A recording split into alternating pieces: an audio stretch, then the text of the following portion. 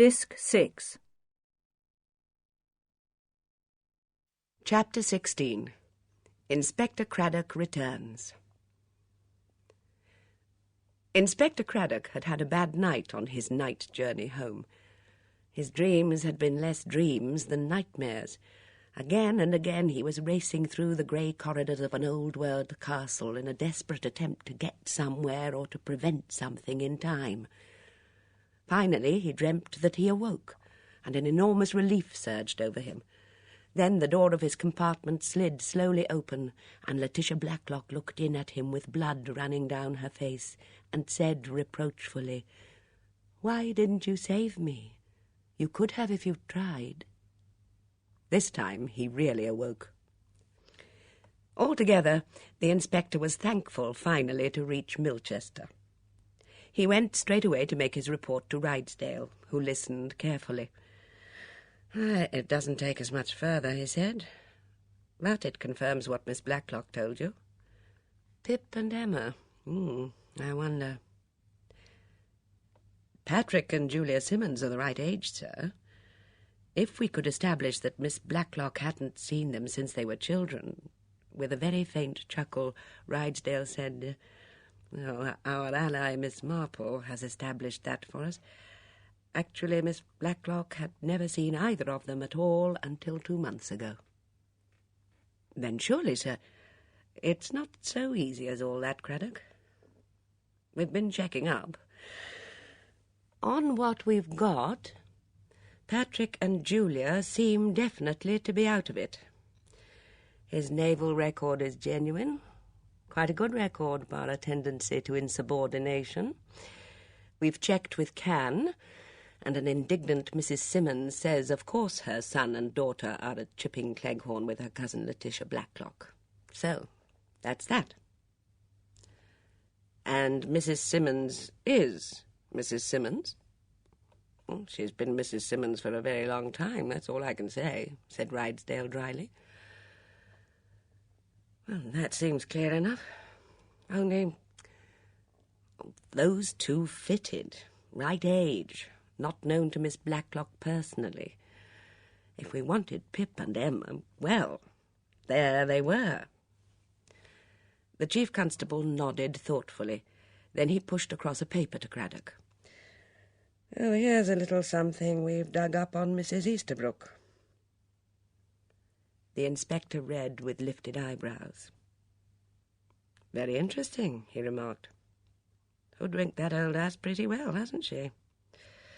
It doesn't tie in with this business, though, as far as I can see." "Apparently not. And here's an item that concerns Mrs. Hames." Again Craddock's eyebrows rose. "I think I'll have another talk with the lady," he said. "You think this information might be relevant?" "I think it might be. It would be a long shot, of course." The two men were silent for a moment or two. "How has Fletcher got on, sir?" "Fletcher has been exceedingly active. He's made a routine search of the house by agreement with Miss Blacklock, but he didn't find anything significant.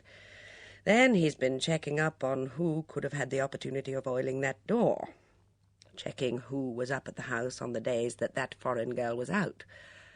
A little more complicated than we thought, because it appears she goes for a walk most afternoons, usually down to the village where she has a cup of coffee at the Bluebird, so that when Miss Blacklock and Miss Bunner are out, which is most afternoons, they go blackberrying, the coast is clear." "And the doors are always left unlocked?" "They used to be. I don't suppose they are now." "What are Fletcher's results? Who's known to have been in the house when it was left empty?" "Practically the whole lot of them." Rydesdale consulted a page in front of him. "Miss Murgatroyd was there with a hen to sit on some eggs. Sounds complicated, but that's what she says. Very flustered about it all and contradicts herself. But Fletcher thinks that's temperamental and not a sign of guilt." "Might be," Craddock admitted. "She flaps. Then Mrs. Swettenham came up to fetch some horse meat that Miss Blacklock had left for her on the kitchen table, because Miss Blacklock had been into Milchester in the car that day and always gets Mrs. Swettenham's horse meat for her. That makes sense to you? Craddock considered. Why didn't Miss Blacklock leave the horse meat when she passed Mrs. Swettenham's house on her way back from Milchester? I don't know, but she didn't. Mrs. Swettenham says she, Miss B, always leaves it on the kitchen table, and she, Mrs. S, likes to fetch it when Mitzi isn't there, because Mitzi is sometimes so rude. Well, hangs together quite well. And the next? Miss Hinchcliffe says she wasn't there at all lately, but she was, because Mitzi saw her coming out of the side door one day, and so did a Mrs. Butt. She's one of the locals. Miss H then admitted she might have been there, but had forgotten. Can't remember what she went for. Says she probably just dropped in. That's rather odd. Well, so was her manner, apparently. Then there's Mrs. Easterbrook. She was exercising the dear dogs out that way, and she just popped in to see if Miss Blacklock would lend her a knitting pattern, but Miss Blacklock wasn't in. She says she waited a little. Just so. Might be snooping round. Or might be oiling a door. And the Colonel? Went there one day with a book on India that Miss Blacklock had expressed a desire to read. Had she? Her account is that she tried to get out of having to read it, but it was no use. And that's fair enough, sighed Craddock. If anyone is really determined to lend you a book, you can never get out of it. We don't know if Edmund Swettenham was up there. He's extremely vague. Said he did drop in occasionally on errands for his mother, but thinks not lately. In fact, it's all inconclusive. Yes, Rydesdale said with a slight grin. Miss Marple has also been active. Fletcher reports that she had morning coffee at the Bluebird. She's been to sherry at Boulders and to tea at Little Paddocks. She's admired Mrs. Swettenham's garden and dropped in to see Colonel Easterbrook's Indian curios. She may be able to tell us if Colonel Easterbrook's a pucker colonel or not. She'd know, I agree. He seems all right. We'd have to check with the Far Eastern authorities to get certain identification. And in the meantime, Craddock broke off, do you think Miss Blacklock would consent to go away? Go away from Chipping Cleghorn? Yes. And take the faithful Bunner with her, perhaps, and leave for an unknown destination? Why shouldn't she go up to Scotland and stay with Belle Girdler? It's a pretty unget-atable place. Stop there and wait for her to die? I don't think she'd do that. I don't think any nice-natured woman would like that suggestion. Well, if it's a matter of saving her life... Come now, Craddock. It isn't quite so easy to bump someone off as you seem to think. Isn't it, sir? Well, in one way it's easy enough, I agree. Plenty of methods. Weed killer, a bash on the head when she's out shutting up the poultry, a pot shot from behind a hedge. All quite simple. But to bump someone off and not be suspected of bumping them off, that's not so easy. And they must realise by now that they're all under observation. The original carefully planned scheme failed. Our unknown murderer has got to think up something else. I know that, sir, but there's a time element to consider. Mrs. Girdler's a dying woman. She might pop off any minute. That means that our murderer can't afford to wait. True. And another thing, sir. He, or she, must know that we're checking up on everybody. And that takes time, said Rydesdale with a sigh. It means checking with the East, with India. Yes, it's a long, tedious business. So that's another reason for... Hurry! I'm sure, sir, that the danger is very real. It's a very large sum that's at stake. If Belle Girdler dies, He broke off as a constable entered. "Constable Lag on the line from Chipping Cleghorn, sir." "Put him through here." Inspector Craddock, watching the chief constable, saw his features harden and stiffen. "Very good," barked Rydesdale. "Detective Inspector Craddock will be coming out immediately." He put the receiver down.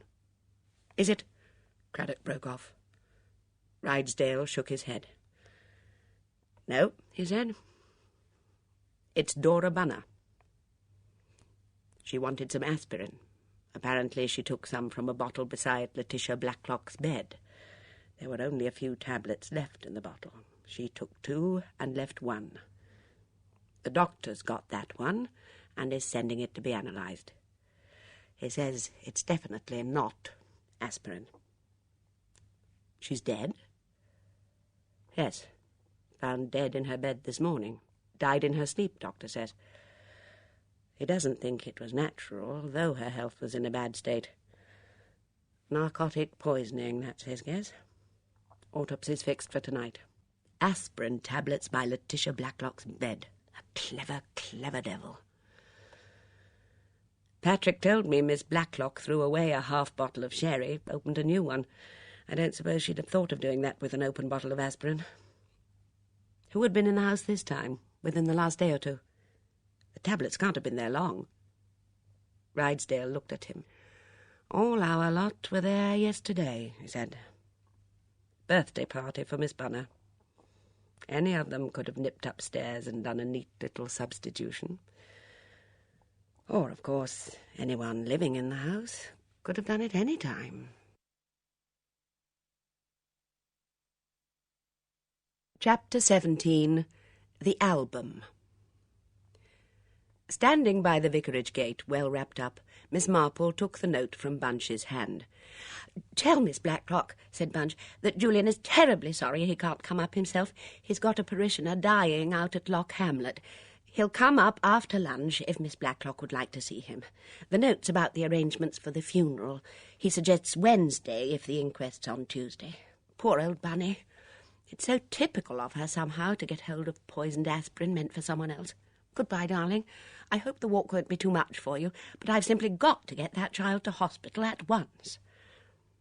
Miss Marple said the walk wouldn't be too much for her, and Bunch rushed off. Whilst waiting for Miss Blacklock, Miss Marple looked round the drawing-room and wondered just exactly what Dora Bunner had meant that morning in the Bluebird by saying that she believed Patrick had tampered with the lamp to make the lights go out. What lamp? And how had he tampered with it? She must, Miss Marple decided, have meant the small lamp that stood on the table by the archway. She had said something about a shepherdess or a shepherd, and this was actually a delicate piece of Dresden china, a shepherd in a blue coat and pink breeches, holding what had originally been a candlestick, and had now been adapted to electricity. The shade was of plain vellum, and a little too big, so that it almost masked the figure. What else was it that Dora Bunner had said? I remember distinctly that it was the shepherdess, and the next day, certainly it was a shepherd now.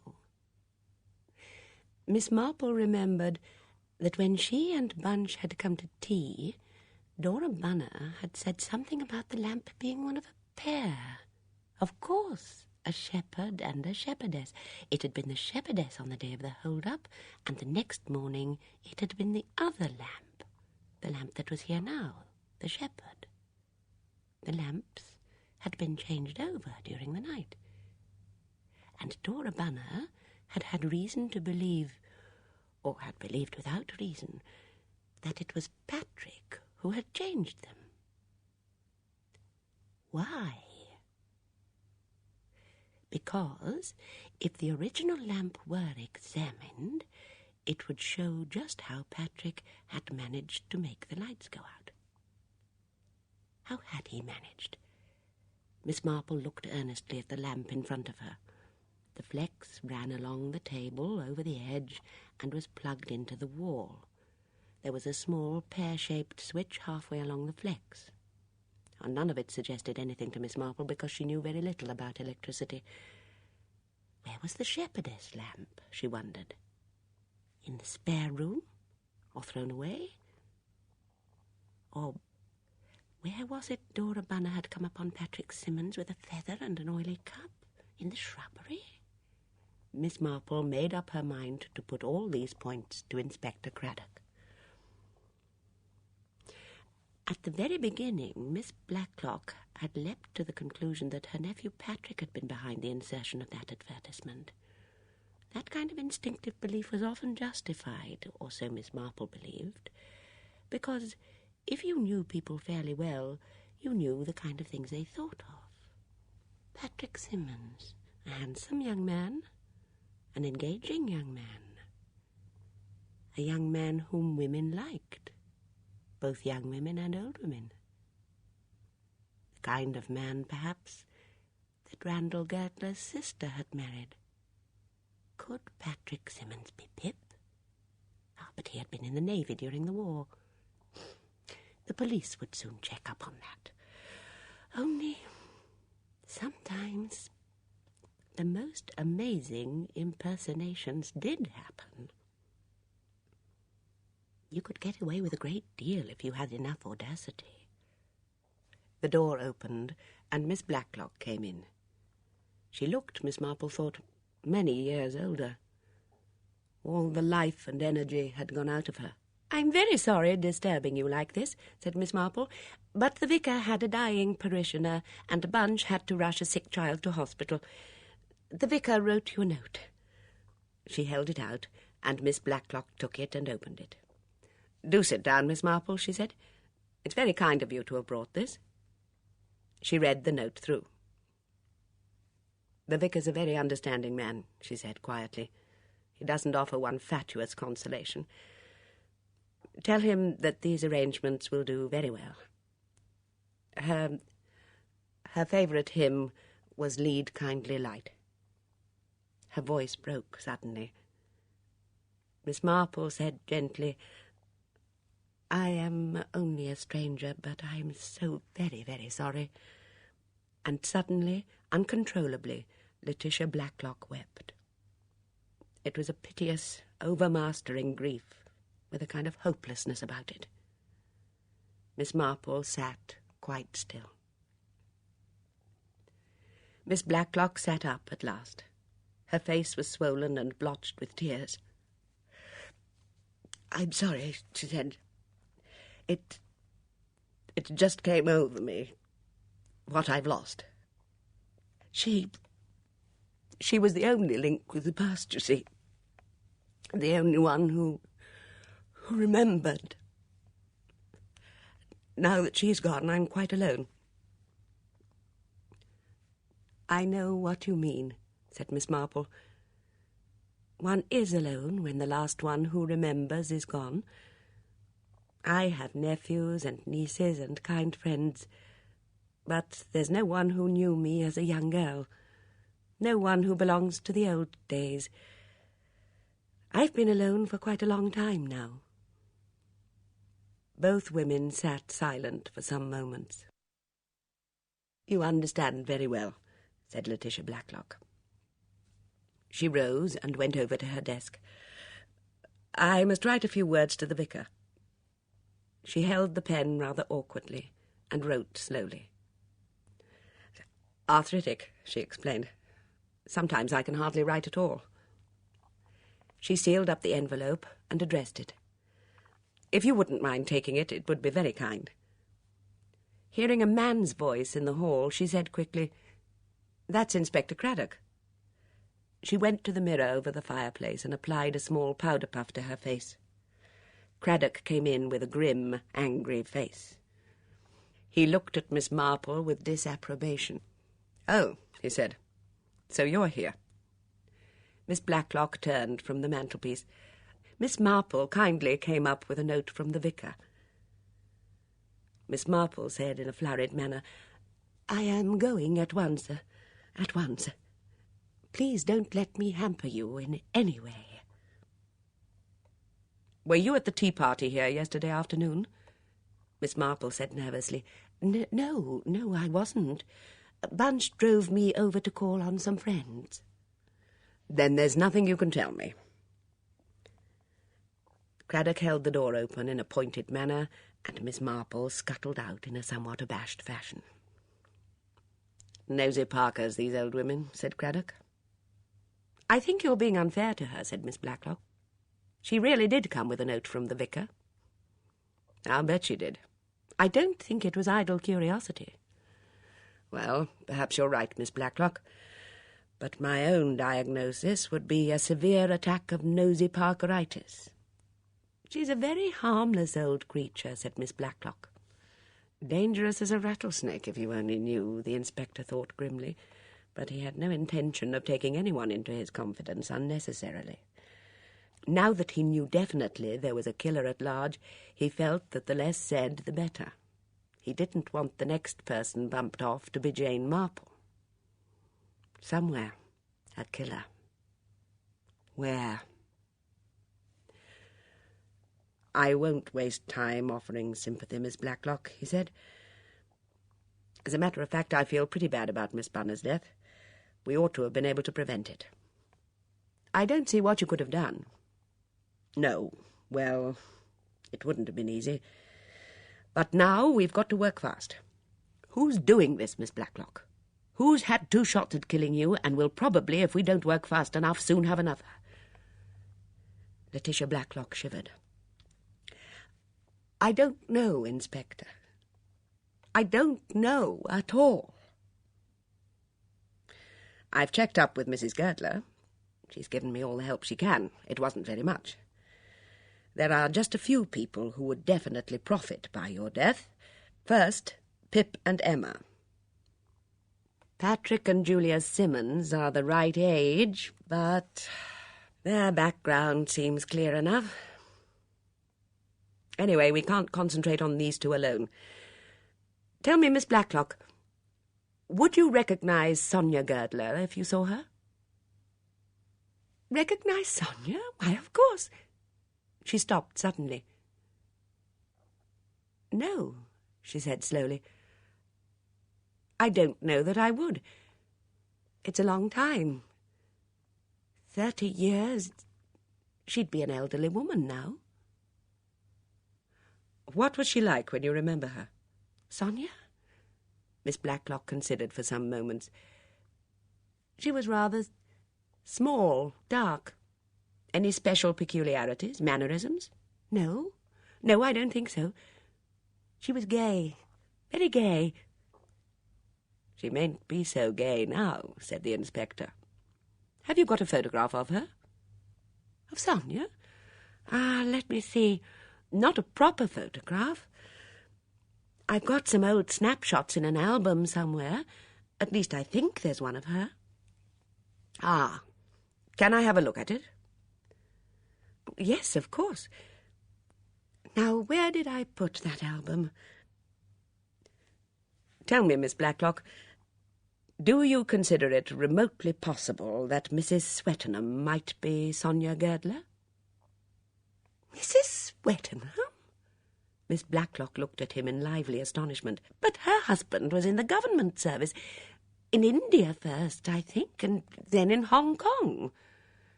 "What you mean is that that's the story she's told you. You don't, as we say in the courts, know it of your own knowledge, do you?" "No," said Miss Blacklock slowly. "When you put it like that, I don't. But Mrs. Swettenham? Oh, it's absurd." "Did Sonia Girdler ever do any acting? Amateur theatricals?" "Oh, yes. She was good." "There you are. Another thing, Mrs. Swettenham wears a wig. At least, the inspector corrected himself, Mrs. Harmon says she does." Yes, I suppose it might be a wig. All those little grey curls. But I still think it's absurd. She's really very nice and exceedingly funny sometimes." "Then there's Miss Hinchcliffe and Miss Murgatroyd. Could either of them be Sonia Girdler?" "Well, Miss Hinchcliffe is too tall. She's as tall as a man." "Miss Murgatroyd, then?" Oh, No, I'm sure Miss Murgatroyd couldn't be Sonia. You don't see very well, do you, Miss Blacklock? I'm short-sighted. Is that what you mean? Yes. What I'd like to see is a snapshot of this Sonia Girdler, even if it's a long time ago and not a good likeness. We're trained, you know, to pick out resemblances in a way no amateur can ever do. I'll try and find it for you. Now? What, at once? I'd prefer it. Very well. Now, let me see. I saw that album when we were tidying a lot of books out of the cupboard. Julia was helping me. She laughed, I remember, at the clothes we used to wear in those days. The books we put in the shelf in the drawing room. Where did we put the albums and the big bound volumes of the art journal? Oh, what a wretched memory I have. Perhaps Julia will remember. She's at home today. I'll find her. The inspector departed on his quest. He did not find Julia in any of the downstairs rooms.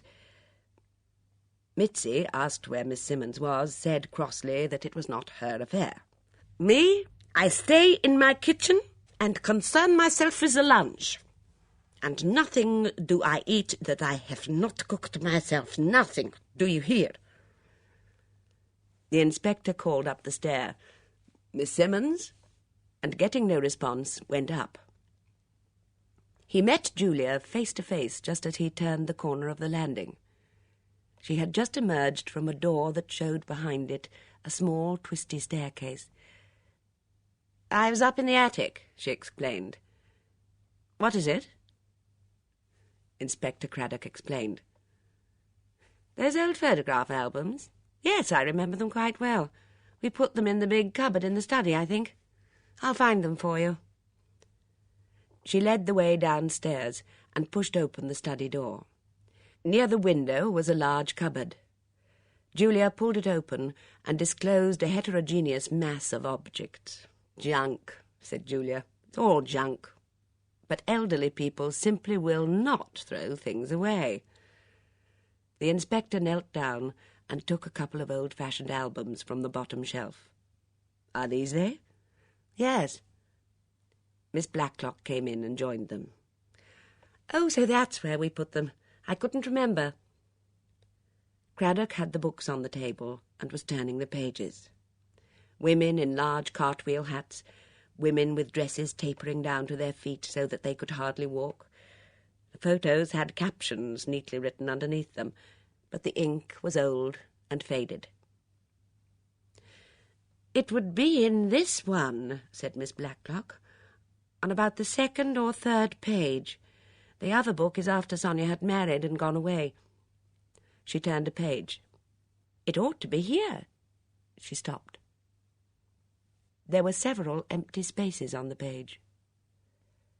Craddock bent down and deciphered the faded writing. Sonia, self, R.G. A little further along, Sonia and Belle on beach. And again on the opposite page, picnic at Skane. He turned over another page. Charlotte, self, Sonia, R.G. Craddock stood up. His lips were grim. Somebody has removed these photographs. Not long ago, I should say. There weren't any blank spaces when we looked at them the other day, were there, Julia? I didn't look very closely, only at some of the dresses. But, no, you're right, Aunt Letty. There weren't any blank spaces.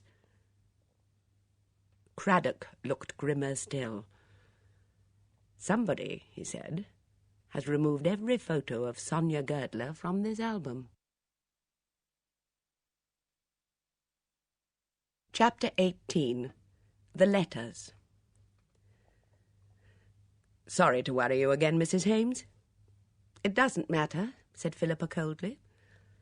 Shall we go in this room here? The study? Yes, if you like, Inspector. It's very cold. There's no fire. It doesn't matter. It's not for long, and we're not so likely to be overheard here. Does that matter? Not to me, Mrs. Hames. It might to you. What do you mean? I think you told me, Mrs. Hames, that your husband was killed fighting in Italy. Well? Wouldn't it have been simpler to have told me the truth, that he was a deserter from his regiment? He saw her face grow white, and her hands close and unclose themselves. She said bitterly, "Do you have to rake up everything?" Craddock said dryly, "We expect people to tell us the truth about themselves." She was silent. Then she said, "Well, what do you mean by 'well,' Mrs. Hames?"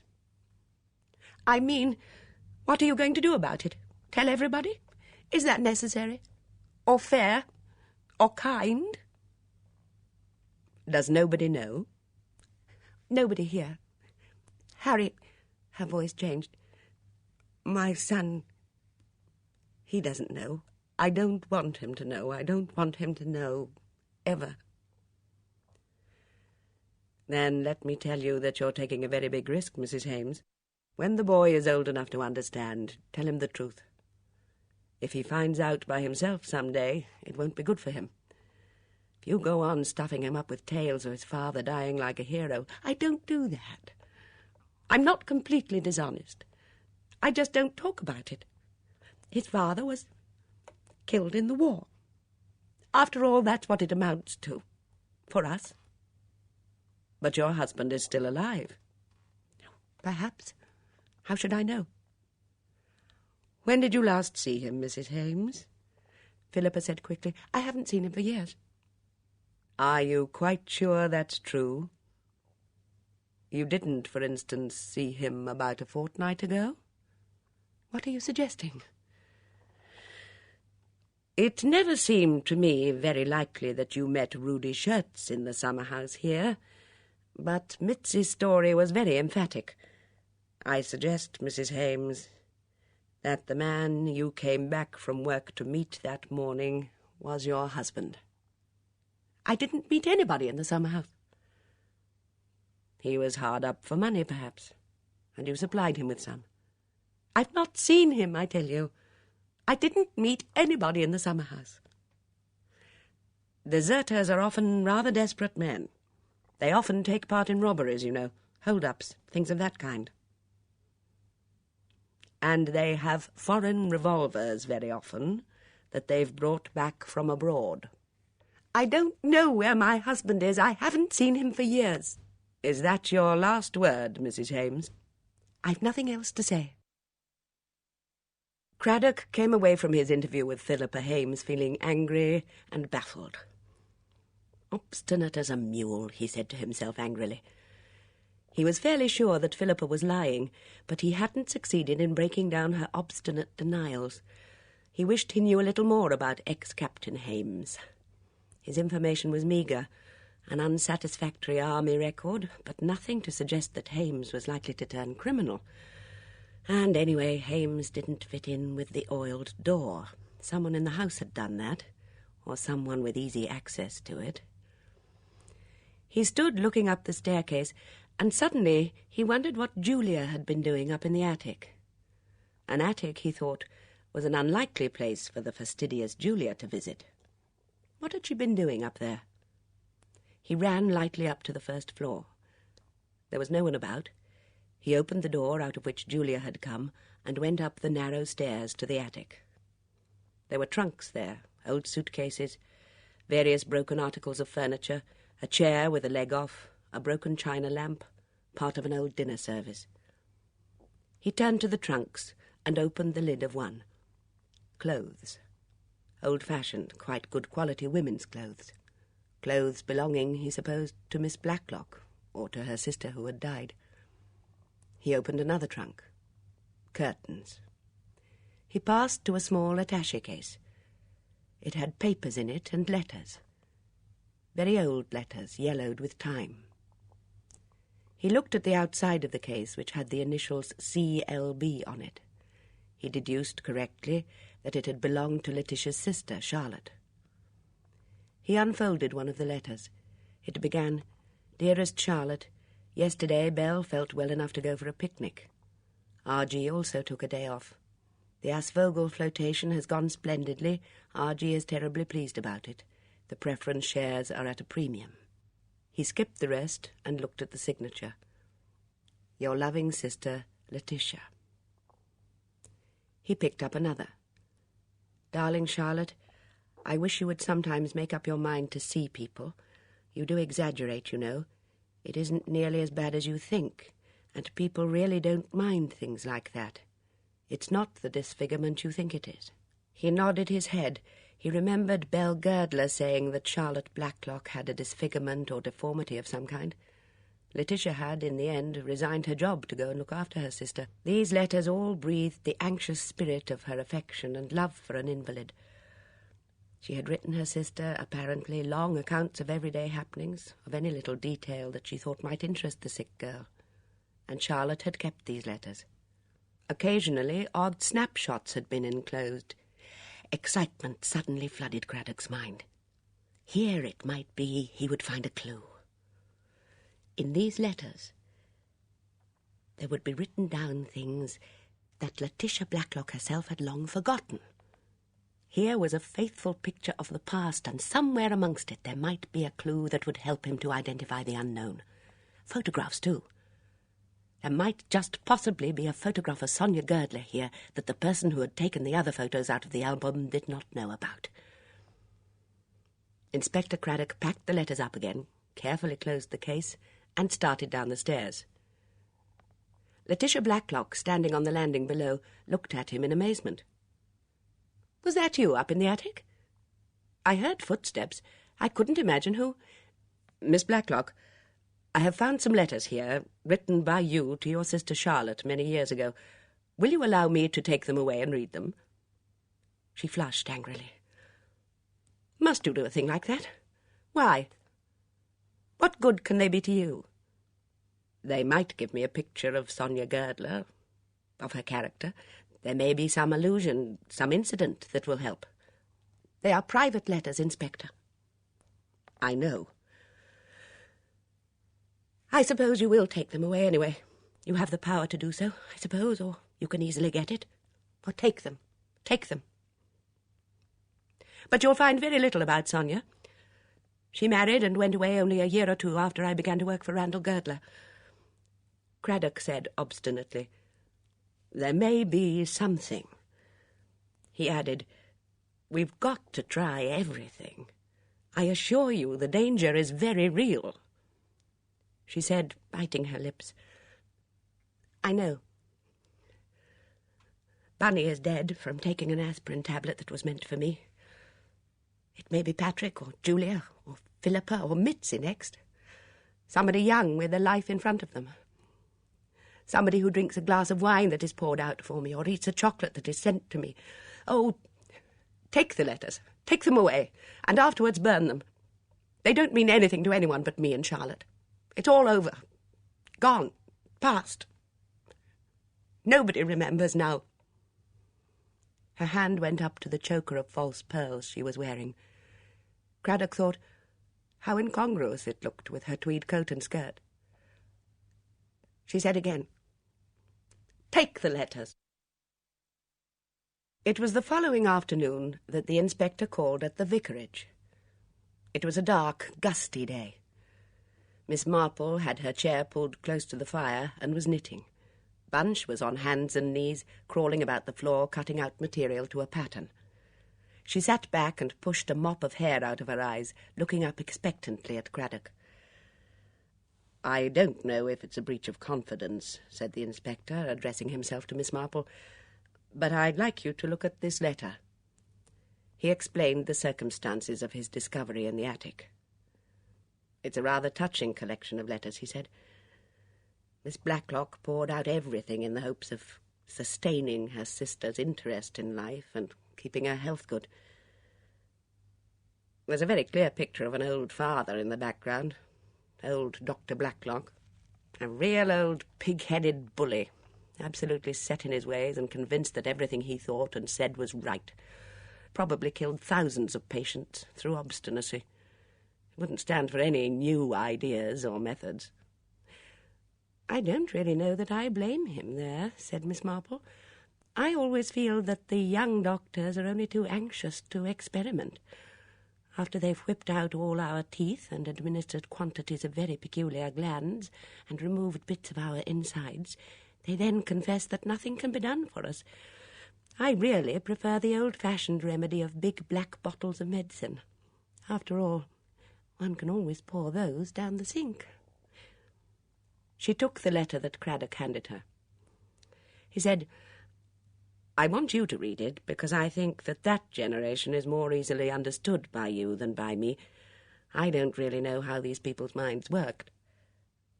Miss Marple unfolded the fragile paper. "Dearest Charlotte, I've not written for 2 days because we've been having the most terrible domestic complications. Randall's sister Sonia, you remember her? She came to take you out in the car that day. How I wish you would go out more. Sonia has declared her intention of marrying one Dimitri Stamfordis. I have only seen him once. Very attractive. Not to be trusted, I should say. R.G. raves against him and says he is a crook and a swindler. Belle, bless her, just smiles and lies on her sofa. Sonia, who, though she looks so impassive, has really a terrific temper, is simply wild with R.G. I really thought yesterday she was going to murder him. I've done my best. I've talked to Sonia, and I've talked to R.G., and I've got them both into a more reasonable frame of mind. And then they come together, and it all starts over again. You've no idea how tiring it is. R.G. has been making inquiries, and it does really seem as though this Stamfordis man was thoroughly undesirable. In the meantime, business is being neglected. I carry on at the office, and in a way it's rather fun because R.G. gives me a free hand. He said to me yesterday, "Thank heaven there's one sane person in the world. You're never likely to fall in love with a crook, Blackie, are you?" I said I didn't think I was likely to fall in love with anybody. R.G. said, "Let's start a few new hares in the city."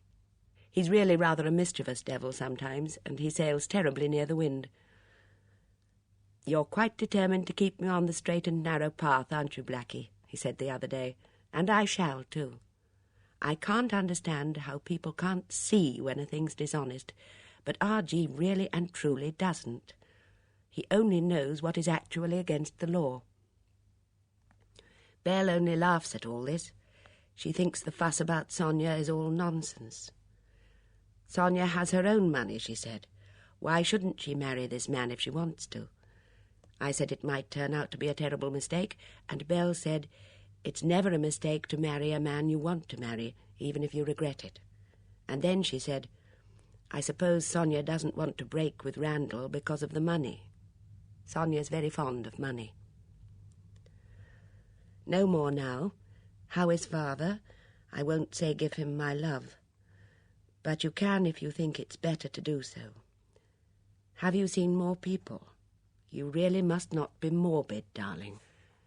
Sonia asks to be remembered to you. She has just come in and is closing and unclosing her hands like an angry cat sharpening its claws. I think she and R.G. have had another row. Of course, Sonia can be very irritating. She stares you down with that cool stare of hers. Lots of love, darling, and buck up. This iodine treatment may make a lot of difference. I've been inquiring about it, and it really does seem to have good results. Your loving sister, Letitia.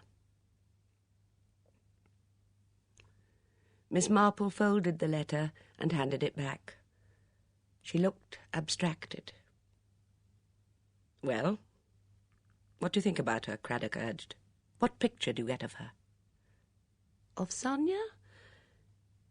It's difficult, you know, to see anyone through another person's mind. Determined to get her own way, that definitely, I think, and wanting the best of two worlds." "Closing and unclosing her hands like an angry cat," murmured Craddock. "You know, that reminds me of someone." He frowned. "Making inquiries," murmured Miss Marple. "If we could get hold of the result of those inquiries," said Craddock. Does that letter remind you of anything in St. Mary Mead? Asked Bunch, rather indistinctly, since her mouth was full of pins.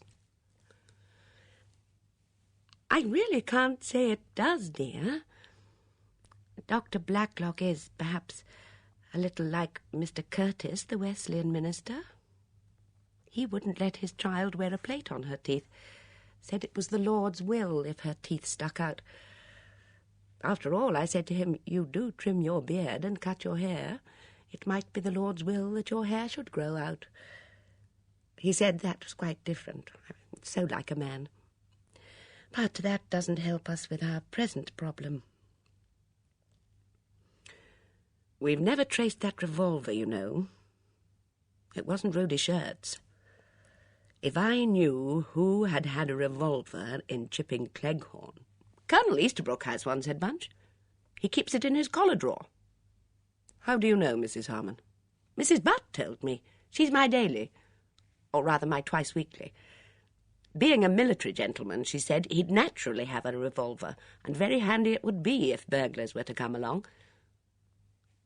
When did she tell you this? Ages ago. About 6 months ago, I should think.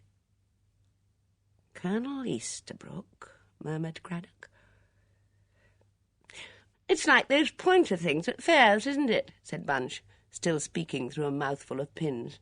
Go round and round and stop at something different every time.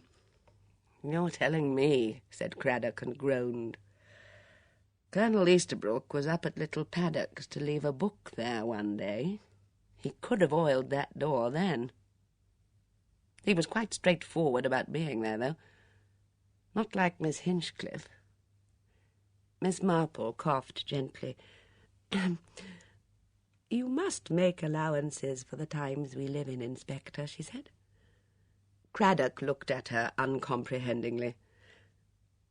After all, said Miss Marple, you are the police, aren't you? People can't say everything they'd like to say to the police, can they? I don't see why not, said Craddock. Unless they've got some criminal matter to conceal. She means butter, said Bunch, crawling actively round the table leg to anchor a floating bit of paper. Butter, and corn for hens, and sometimes cream, and sometimes even a side of bacon. Show him that note from Miss Blacklock, said Miss Marple. It's some time ago now, but it reads like a first-class mystery story. What have I done with it? Is this the one you mean, Aunt Jane? Miss Marple took it and looked at it. Yes, she said with satisfaction. That's the one. She handed it to the inspector. I have made inquiries. Thursday is the day, Miss Blacklock had written. Any time after 3. If there is any for me, leave it in the usual place. Bunch spat out her pins and laughed. Miss Marple was watching the inspector's face. The vicar's wife took it upon herself to explain. Thursday is the day one of the farms round here makes butter. They let anybody they like have a bit. It's usually Miss Hinchcliffe who collects it. She's very much in with all the farmers, because of her pigs, I think. But it's all a bit hush-hush, you know. A kind of local scheme of barter. One person gets butter and sends along cucumbers or something like that, and a little something when a pig's killed. And now and then an animal has an accident and has to be destroyed. Oh, you know the sort of thing. Only one can't very well say it right out to the police, because I suppose quite a lot of this barter is illegal. Only nobody really knows, because it's all so complicated. But I expect Hinch had slipped into Little Paddocks with a pound of butter or something and had put it in the usual place. That's a flour bin under the dresser, by the way. It doesn't have flour in it. Craddock sighed. I'm glad I came here to you ladies, he said. There used to be clothing coupons too, said Bunch. Not usually bought. That wasn't considered honest. No money it passes. But people like Mrs. Butt or Mrs. Finch or Mrs. Huggins like a nice woolen dress or a winter coat that hasn't seen too much wear, and they pay for it with coupons instead of money. "You'd better not tell me any more," said Craddock. "It's all against the law." "Then there oughtn't to be such silly laws," said Bunch, filling her mouth up with pins again. "I don't do it, of course, because Julian doesn't like me to, so I don't. But I know what's going on, of course." A kind of despair was coming over the inspector. "It all sounds so pleasant and ordinary," he said. "Funny and petty and simple. And yet one woman and a man have been killed, and another woman may be killed before I can get anything definite to go on. I've left off worrying about Pip and Emma for the moment. I'm concentrating on Sonia. I wish I knew what she looked like." There was a snapshot or two in with these letters, but none of the snaps could have been of her. "How do you know it couldn't have been her? Do you know what she looked like?" "She was small and dark," Miss Blacklock said. "Really?" said Miss Marple. "That's very interesting." "There was one snap that reminded me vaguely of someone, a tall, fair girl with her hair all done up on top of her head. I don't know who she could have been. Anyway, it can't have been Sonia." "Do you think Mrs. Swettenham could have been dark when she was a girl?" "Not very dark," said Bunch. "She's got blue eyes." I hoped there might be a photo of Demetrius Stamfordis, but I suppose that was too much to hope for. Well, he took up the letter. "I'm sorry this doesn't suggest anything to you, Miss Marple." "Oh, but it does," said Miss Marple. "It suggests a good deal. Just read it through again, Inspector. Especially where it says that Randall Girdler was making inquiries about Demetrius Stamfordis." Craddock stared at her. The telephone rang. Bunch got up from the floor and went out into the hall where, in accordance with the best Victorian traditions, the telephone had originally been placed and where it still was. She re-entered the room to say to Craddock, "It's for you." Slightly surprised, the inspector went out to the instrument, carefully shutting the door of the living room behind him. "Craddock? Rydesdale here." "Yes, sir." "I've been looking through your report. In the interview you had with Philippa Hames, I see she states positively that she hasn't seen her husband since his desertion from the army." "That's right, sir. She was most emphatic. But in my opinion she wasn't speaking the truth." "I agree with you. Do you remember a case about 10 days ago, man run over by a lorry, taken to Milchester General with concussion and a fractured pelvis? The fellow who snatched a child practically from under the wheels of a lorry and got run down himself? That's the one. No papers of any kind on him, and nobody came forward to identify him. Looked as though he might be on the run. He died last night without regaining consciousness, but he's been identified. Deserter from the army, Ronald Hames, ex-captain in the South Loamshires." "Philippa Hames' husband?" "Yes. He'd got an old Chipping Cleghorn bus ticket on him, by the way, and quite a reasonable amount of money. So he did get money from his wife. I always thought he was the man Mitzi overheard talking to her in the summer house. She denied it flatly, of course. But surely, sir, that lorry accident was before—" Rydesdale took the words out of his mouth. "Yes. He was taken to Milchester General on the 28th. The hold-up at Little Paddocks was on the 29th. That lets him out of any possible connection with it. But his wife, of course, knew nothing about the accident. She may have been thinking all along that he was concerned with it. She'd hold her tongue, naturally. After all, he was her husband." "It was a fairly gallant bit of work, wasn't it, sir?" said Craddock slowly. "Rescuing that child from the lorry? Yes, plucky. Don't suppose it was cowardice that made Hames desert. Well, all that's past history. For a man who'd blotted his copybook, it was a good death." "I'm glad for her sake," said the inspector. "And for that boy of theirs." "Yes. Needn't be too ashamed of his father. And the young woman will be able to marry again now.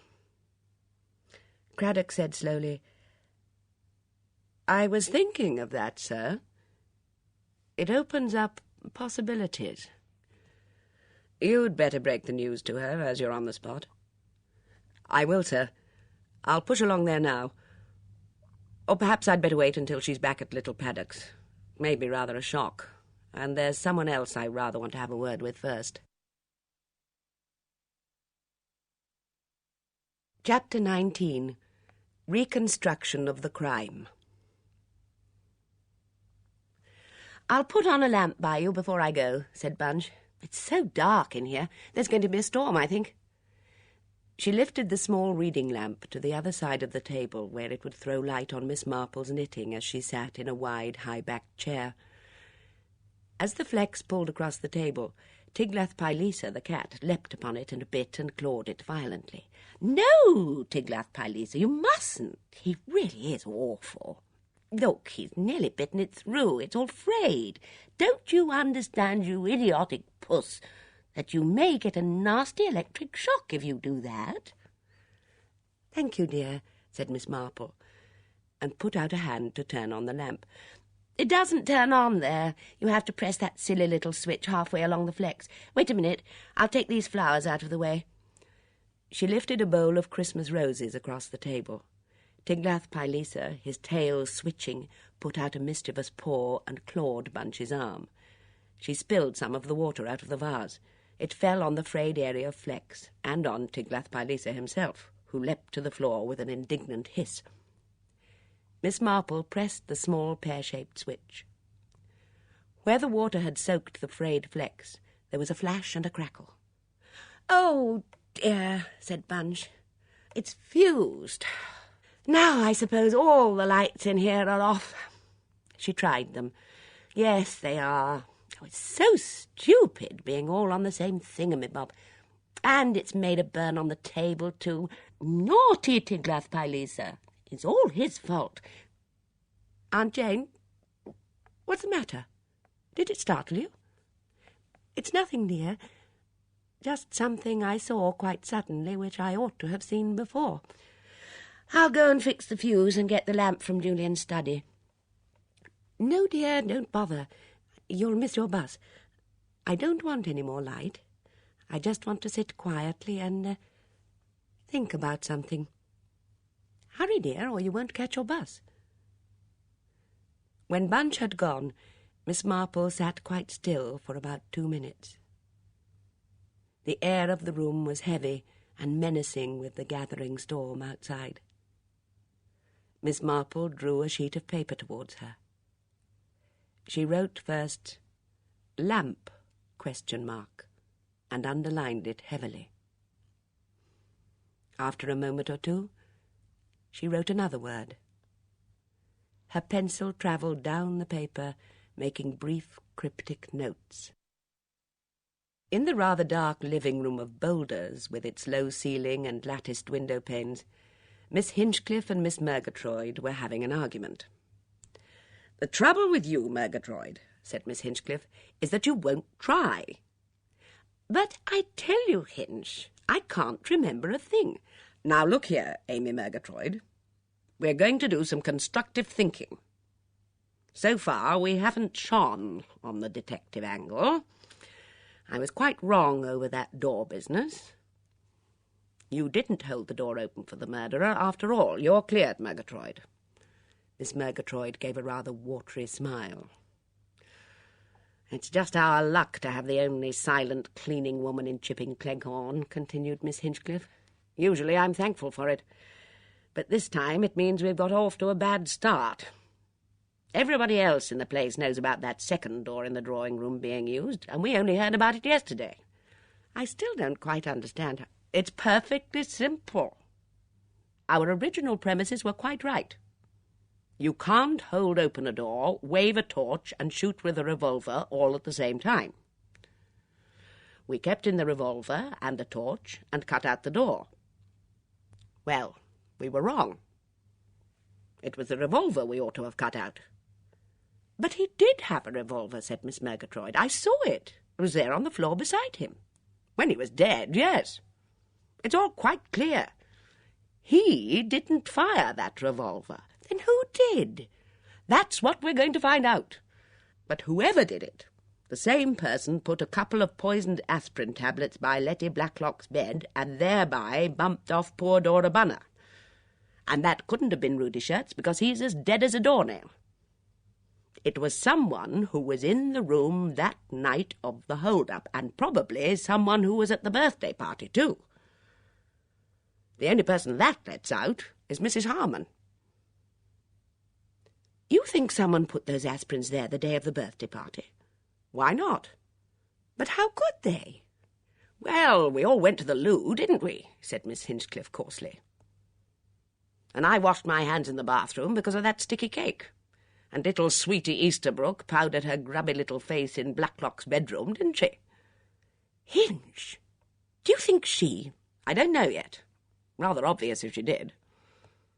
I don't think if you were going to plant some tablets that you'd want to be seen in the bedroom at all. Oh, yes, there were plenty of opportunities. The men didn't go upstairs. There are back stairs. After all, if a man leaves the room, you don't follow him to see if he's really going to where you think he's going. Wouldn't be delicate. Anyway, don't argue, Murgatroyd. I want to get back to the original attempt on Letty Blacklock. Now, to begin with, get the facts firmly into your head, because it's all going to depend upon you. Miss Murgatroyd looked alarmed. Oh, dear, Hinch, you know what a muddle I get into. It's not a question of brains, or the grey fluff that passes for brains with you. It's a question of eyes. It's a question of what you saw. But I didn't see anything. The trouble with you is, Murgatroyd, as I said just now, that you won't try. Now pay attention. This is what happened. Whoever it is that's got it in for Letty Blacklock was there in that room that evening. He, I say he because it's easier and there's no reason why it should be a man more than a woman, except, of course, that men are dirty dogs. Well, he has obviously oiled that second door that leads out of the drawing room and which is supposed to be nailed up or something. Don't ask me when he did it, because that confuses things. Actually, by choosing my time, I could walk into any house in Chipping Cleghorn and do anything I liked there for half an hour or so, with no one being the wiser. It's just a question of working out where the daily women are, and when the occupiers are out, and exactly where they've gone, and how long they'll be. Just good staff work. Now, to continue. He's oiled that second door. It will open without a sound. Here's the setup. Lights go out. Door A, the regular door, opens with a flourish. Business with torch and hold-up lines. In the meantime, while we're all goggling, X, that's the best term to use, slips quietly out by door B into the dark hall, comes up behind that Swiss idiot, takes a couple of shots at Letty Blacklock, and then shoots the Swiss. Drops the revolver where lazy thinkers like you will assume it's evidence that the Swiss did the shooting, and nips back into the room again by the time that someone gets a lighter going. Got it? Yes. Yes. But who was it? Well, if you don't know, Murgatroyd, nobody does. Me? Miss Murgatroyd fairly twittered in alarm. But I don't know anything at all. I don't really, Hinch. Use that fluff of yours you call a brain. To begin with, where was everybody when the lights went out? I don't know. Yes, you do. You're maddening, Murgatroyd. You know where you were, don't you? You were behind the door. Yes, I was. It knocked against my corn when it flew open. Why don't you go to a proper chiropodist instead of messing about yourself with your feet? You'll give yourself blood poisoning one of these days. Now, come on now. You're behind the door. I'm standing against the mantelpiece with my tongue hanging out for a drink. Letty Blacklock is by the table near the archway, getting the cigarettes. Patrick Simmons has gone through the archway into the small room where Letty Blacklock has had the drinks put. Agreed? Yes, I remember all that. Good. Now somebody else followed Patrick into that room, or was just starting to follow him. One of the men. The annoying thing is that I can't remember whether it was Easterbrook or Edmund Swettenham. Do you remember? No, I don't. Well, you wouldn't. And there was someone else who went through to the small room. Philippa Hames. I remember that distinctly because I remember noticing what a nice flat back she has. And I thought to myself, that girl would look well on a horse. I was watching her and thinking just that. She went over to the mantelpiece in the other room. I don't know what it was she wanted there, because at that moment the lights went out. So, that's the position. In the far drawing-room are Patrick Symonds, Philippa Hames, and either Colonel Easterbrook or Edmund Swettenham. We don't know which. Now, Murgatroyd, pay attention. The most probable thing is that it was one of those three who did it. If anyone wanted to get out of that far door, they'd naturally take care to put themselves in a convenient place when the lights went out. So, as I say, in all probability it's one of those three. And in that case, Murgatroyd, there's not a thing you can do about it. Miss Murgatroyd brightened perceptibly. On the other hand, continued Miss Hinchcliffe, there's the possibility that it wasn't one of those three. And that's where you come in, Murgatroyd. But how should I know anything about it? As I said before, if you don't, nobody does. But I don't. I really don't. I couldn't see anything at all. Oh, yes, you could. You're the only person who could see. You were standing behind the door. You couldn't look at the torch, because the door was between you and it. You were facing the other way, the same way as the torch was pointing. The rest of us were just dazzled, but you weren't dazzled. No, perhaps not. But I didn't see anything. The torch went round and round, showing you what? It rested on faces, didn't it? And on tables, and on chairs. Yes, it did. Miss Bunner, her mouth wide open and her eyes popping out of her head, staring and blinking. That's the stuff. Miss Hinchcliffe gave a sigh of relief. The difficulty there is in making you use that grey fluff of yours. Now then, keep it up. But I didn't see any more. I didn't really. You mean you saw an empty room? Nobody standing about? Nobody sitting down? No, of course not that. Miss Bunner with her mouth open, and Mrs. Harmon was sitting on the arm of a chair. She had her eyes tight shut and her knuckles all doubled up to her face, like a child. Good. That's Mrs. Harmon and Miss Bunner. Don't you see yet what I'm getting at? The difficulty is I don't want to put ideas into your head. But when we've eliminated who you did see, we can get on to the important point, which is, was there anyone you didn't see? Got it? Besides the tables and the chairs and the chrysanthemums and the rest of it, there were certain people. Julia Symonds, Mrs. Swettenham, Mrs. Easterbrook, either Colonel Easterbrook or Edmund Swettenham, Dora Bunner and Bunch Harmon. All right. You saw Bunch Harmon and Dora Bunner. Cross them off. Now think, Murgatroyd, think. Was there one of those people who definitely wasn't there? Miss Murgatroyd jumped slightly as a branch knocked against the open window. She shut her eyes. She murmured to herself, "The flowers on the table, the big armchair. The torch didn't come round as far as you, Hinch. Mrs. Harmon, yes." The telephone rang sharply.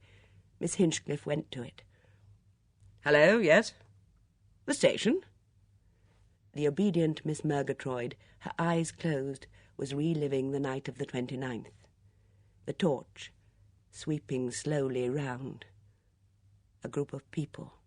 the windows, the sofa, Dora Bunner, the wall, the table with the lamp, the archway, the sudden spat of the revolver. "But that's extraordinary," said Miss Murgatroyd. "What?" Miss Hinchcliffe was barking angrily into the telephone. "Been there since this morning? What time? Oh, damn and blast you. And you only ring me up now? I'll set the SPCA after you. An oversight? Is that all you've got to say?" She banged down the receiver. "It's that dog," she said, "the red setter. Been at the station since this morning at 8 o'clock, without a drop of water.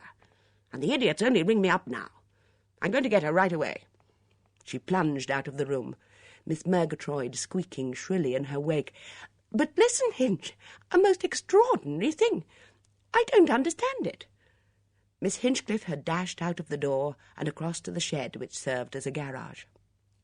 "We'll go on with it when I come back," she called. "I can't wait for you to come with me. You've got your bedroom slippers on as usual."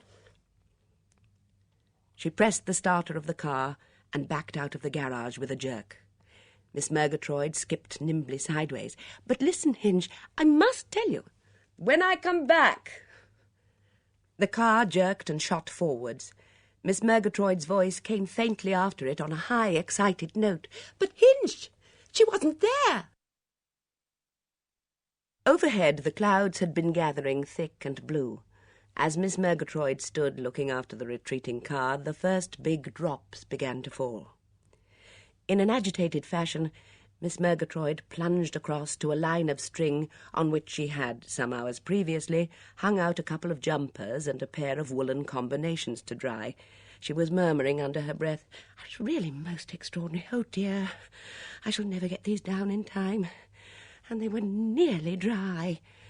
She struggled with a recalcitrant clothes peg, then turned her head as she heard someone approaching. Then she smiled a pleased welcome. "Hello. Do go inside, you'll get wet." "Let me help you?" "Oh, if you don't mind. So annoying if they all get soaked again. I really ought to let down the line, but I think I can just reach." "Here's your scarf. Shall I put it round your neck?" "Oh, thank you. Yes, perhaps. If I could just reach this peg." The woolen scarf was slipped round her neck and then suddenly pulled tight. Miss Murgatroyd's mouth opened, but no sound came, except a small, choking gurgle, and the scarf was pulled tighter still.